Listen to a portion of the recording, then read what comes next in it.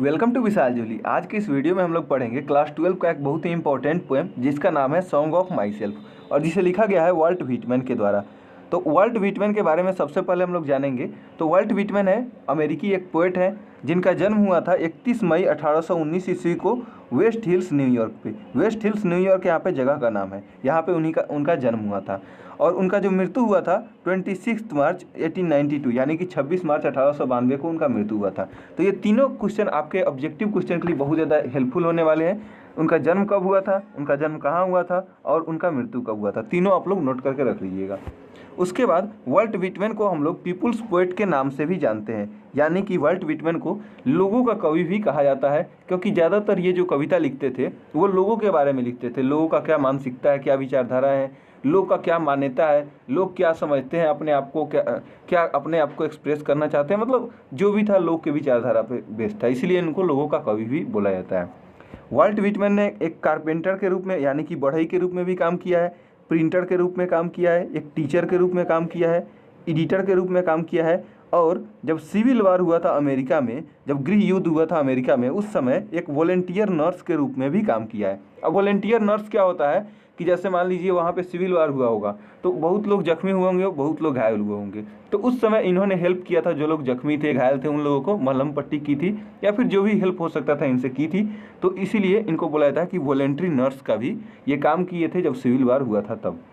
अच्छा, उसके बाद अगर हम लोग बात करें इनकी राइटिंग स्टाइल की, तो देखिए ये क्वेश्चन आपके लिए ऑब्जेक्टिव क्वेश्चन में बहुत ज़्यादा इंपॉर्टेंट हो सकता है कि ये जो लिखते थे तो इनका राइटिंग स्टाइल था फ्री रिदम लिखते थे।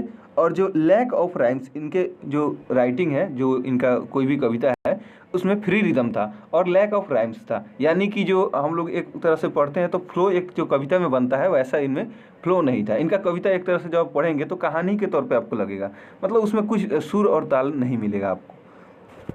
अगर इनकी बुक की बात करें तो मेनली इनका दो बुक है। सबसे पहला है लिप्स ऑफ ग्रास और दूसरा है ड्रम टैप्स। ये दो इनका मेजर बुक है जो कि हमारे बुक में दिया गया है, हमारे रेनबो पार्ट 2 में दिया गया है।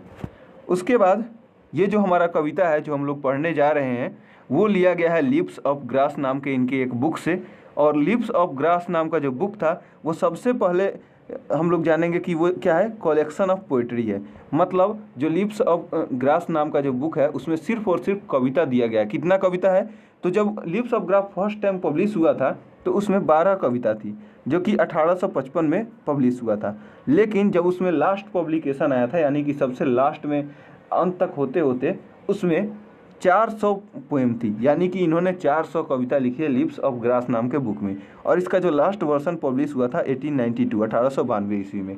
तो ये दोनों भी आप याद रखिएगा कि सबसे पहले जो इसका पब्लिकेशन हुआ था 1855 में जिसमें 12 पोएम थी, 12 कविताएं थी, और जो इसका लास्ट पब्लिकेशन आया था वो आया था 1892 ईस्वी में जिसमें 400 कविताएँ थी।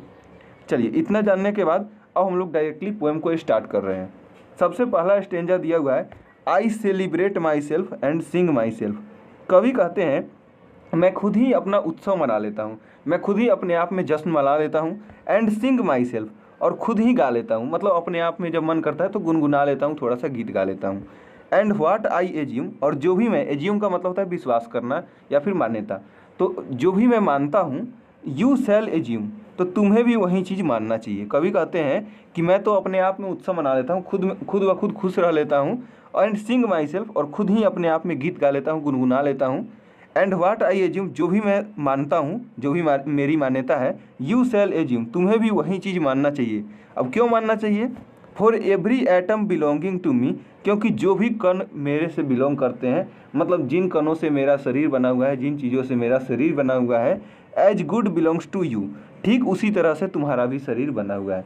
कभी हम लोगों को फर्स्ट स्टेंजा में कहना चाहते हैं कि मैं अपना खुद का गीत गाता हूँ और खुद ही मतलब अपने आप में उत्सव मना लेता हूँ, और बोल रहे हैं कि जो मैं मानता हूँ वही चीज़ तुमको भी मानना चाहिए। क्यों मानना चाहिए?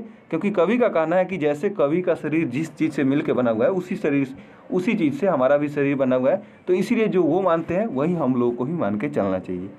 चलिए, दूसरा स्टेंजा दिया हुआ है, I loaf and invite my soul. Loaf का मतलब होता है वांडर, मतलब घूमना, इधर उधर घूमना। आप लोग चाहे तो अपने कॉपी में नोट कर सकते हैं, लोफ का मतलब होता है इधर उधर घूमना। एंड इनवाइट माई सोल, बोल रहे हैं कि कवि बोल रहे हैं कि मैं घूमता हूँ, इधर उधर घूमता हूँ, एंड इनवाइट माई सोल, मतलब अपनी अंतरात्मा आत्मा को इन्वाइट करता हूँ, खोजता हूँ, एक तरह से अंतरात्मा में झांकने की कोशिश करता हूँ।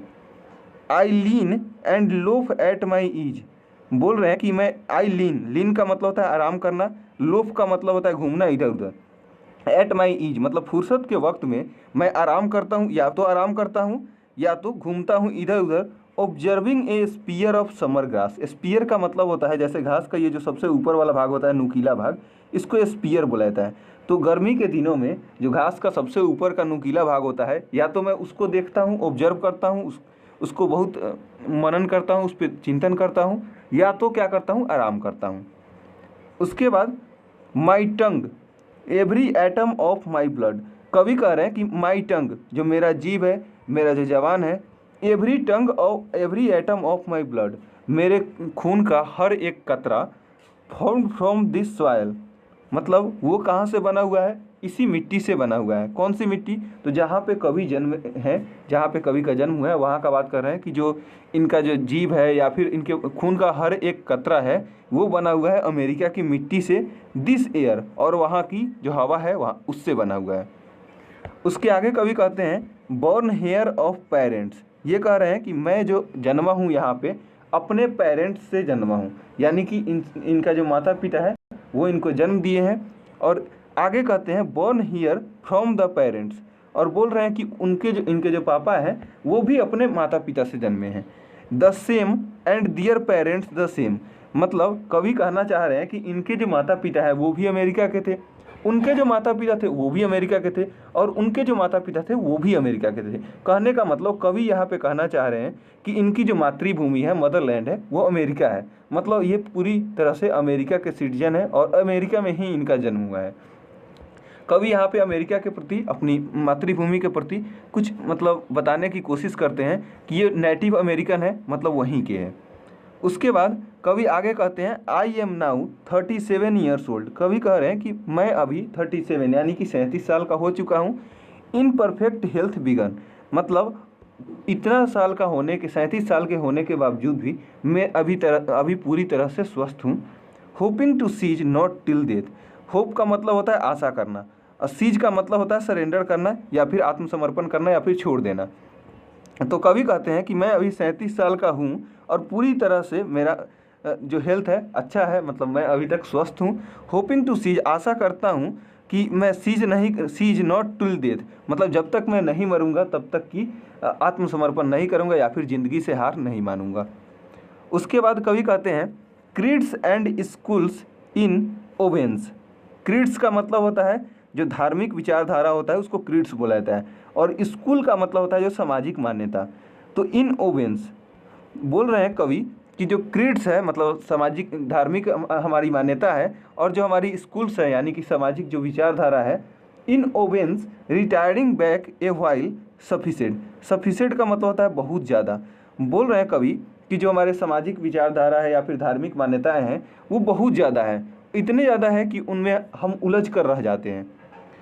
एट व्हाट दे आर, मतलब इतने ज़्यादा है कि उलझ के रह जाते हैं, बट नेवर फॉरगॉटन, कह रहे हैं कभी कि हम ठीक है मैं उलझ के रह जाता हूँ, समझ में नहीं आता है क्या करें ना करें, मतलब इतना ज़्यादा सामाजिक विचारधारा या फिर धार्मिक मान्यता है, ये चीज़ करना चाहिए, वो चीज़ करना चाहिए, टीका लगाना चाहिए, नहीं लगाना चाहिए, कब टीका लगाना चाहिए, या फिर कहीं जाते समय ये चीज़ करना चाहिए, जैसे हम लोगों में है वैसे ही वहाँ पर भी है।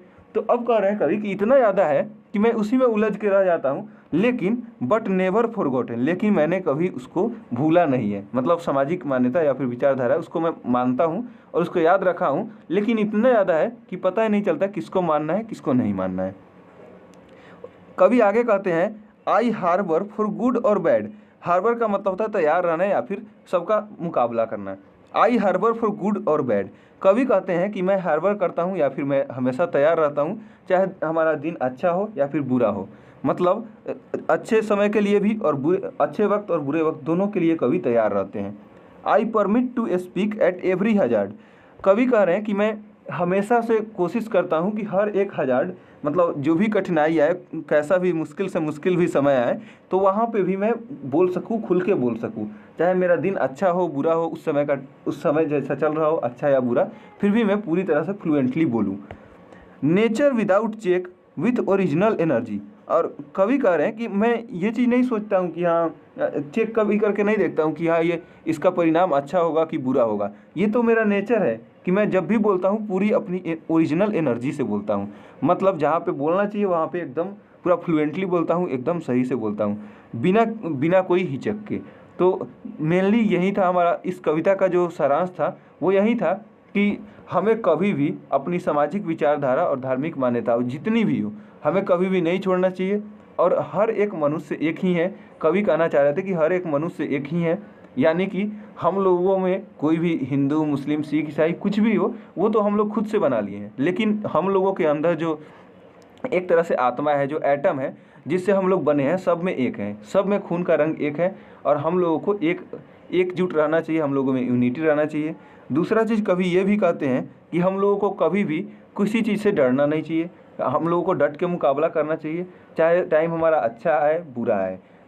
हर एक आदमी के ज़िंदगी में अच्छा या बुरा समय आता है, तो हम लोगों को कभी भी डट के मुकाबला करना चाहिए, अच्छा टाइम है या फिर बुरा टाइम है। और हम लोगों को कभी भी गलत के खिलाफ बोलने से नहीं घबराना चाहिए। तो चलिए, ये था हमारा वीडियो, मिलते हैं नेक्स्ट वीडियो में। अभी के लिए इतना ही। Thanks for watching.